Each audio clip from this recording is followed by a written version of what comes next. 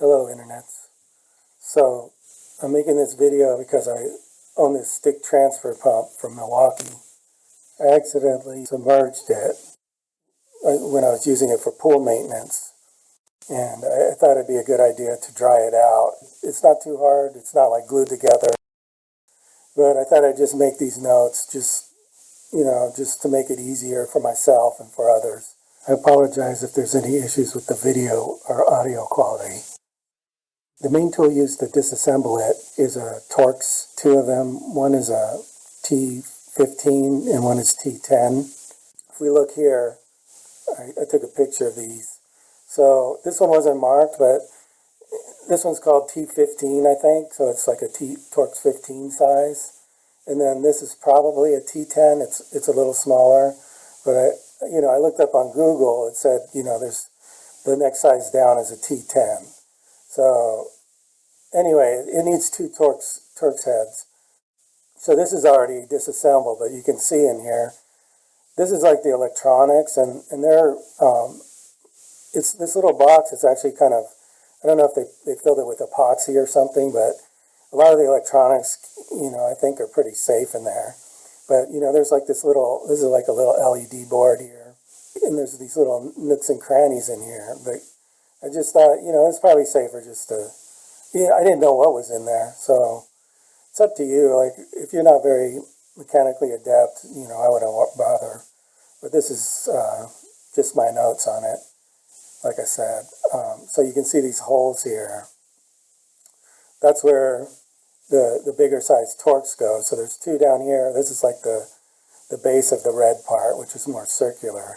So there's 2, 4, 6, 8 screws, that hold that together.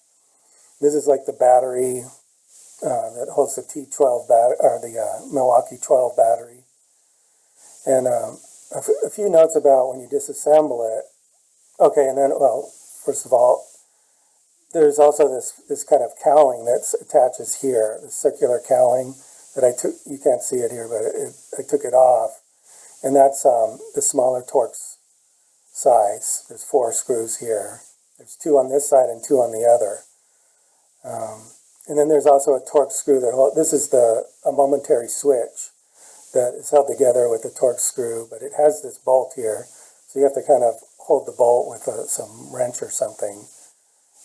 And it's actually got some sort of Loctite on it, which is probably a good idea. But I basically took this whole electronic assembly apart, not apart, but I took it, detached it from the red body. And it's basically all this electronics goes down to this wire, and then it's held in the plastic tubing, which goes down to the long drop tubing.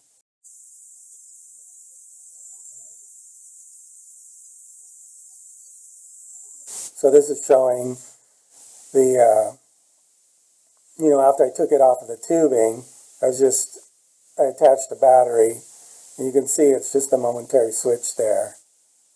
So then I drive this off, and you can see like the epoxy, we potted this electronics here. There's a couple caps showing, and this is the power indication. So a couple important notes about disassembly.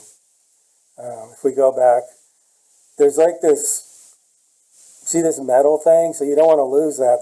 That just is in there to be like a detent for the switch. Because when the switch presses down on the momentary, or when this plastic part, it's got this tab that presses on the switch, and that's what activates the whole circuit.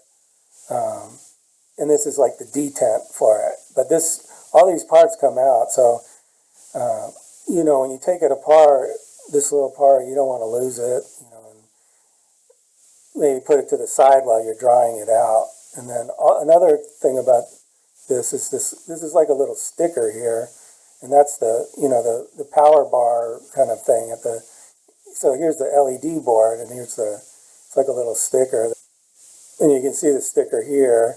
So if that starts to lose its kind of adhesiveness, it might come off of this whole thing. Now a couple notes here you can see I took the O-ring off because I was afraid when I reassembled it, it might go behind the red body, which would be bad. Another thing about reassembling it after you dry it is I temporarily, on the part, there's one half of it holds the electronics and has like little channels to route the wires. And then that's all connected to this down tube.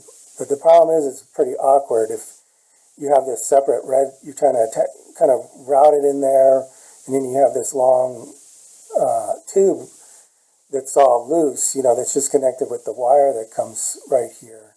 So what I did is temporarily mount it on, you can see like, this is where that cowling goes to the two halves, but temporarily I just put these screws in, so it keeps the plastic part and the down tube as one unit, so it's not all flopping around.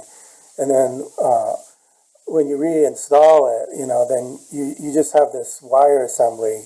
You see how it comes from the down tube here, and then it goes to these little channels. You put this part in, and then you see this LED assembly. It's on top of this one channel, so you got to route these wires before you do that.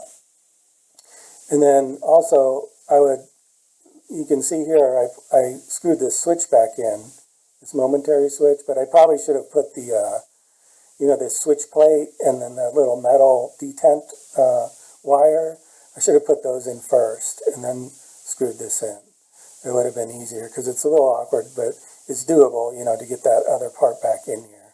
Because the switch plate, it has this long metal piece that comes in back of all of this stuff.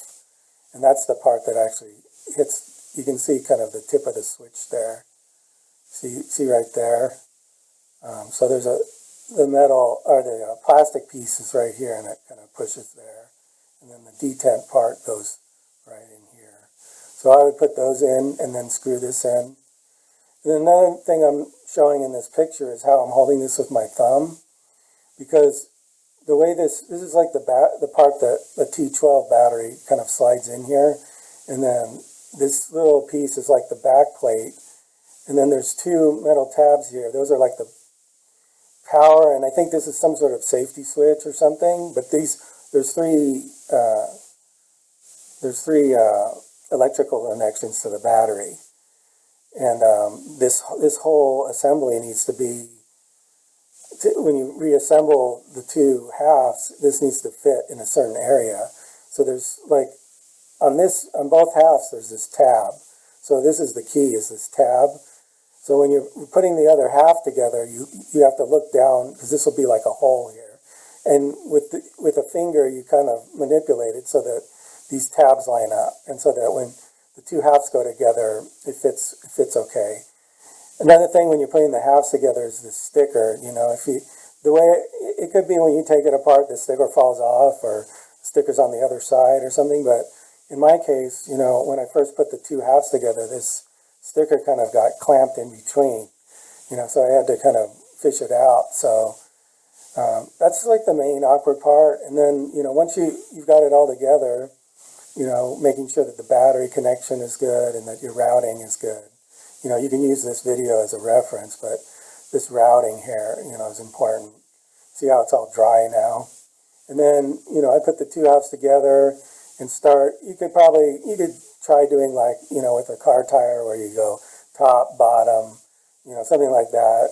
It doesn't really matter, but I kind of did that. And then, you would take these temporary screws out and put the O-ring back, right? You put that O-ring back and then just, reverse the process of tightening it back together. Basically, I'm just showing how I did it, how I handled it. It's probably, 1 in a billion chance anybody here is going to be interested in this, but as far as practicality, but maybe just for your own entertainment, watching me be a fool here. But like this picture here is actually, I took it immediately after disassembling it. So this is how it came from the factory. You know, I thought it'd be a good idea in case I went too far and I didn't know what I was doing. But you can use this, you know, pause it or whatever. You know, it's very subtle, all the different details here, but you can see how the wiring is. You know, that's the important thing, to route it back the way it was, and then, you know, aligning this. So I hope that was helpful, or at least entertaining. I'm done here.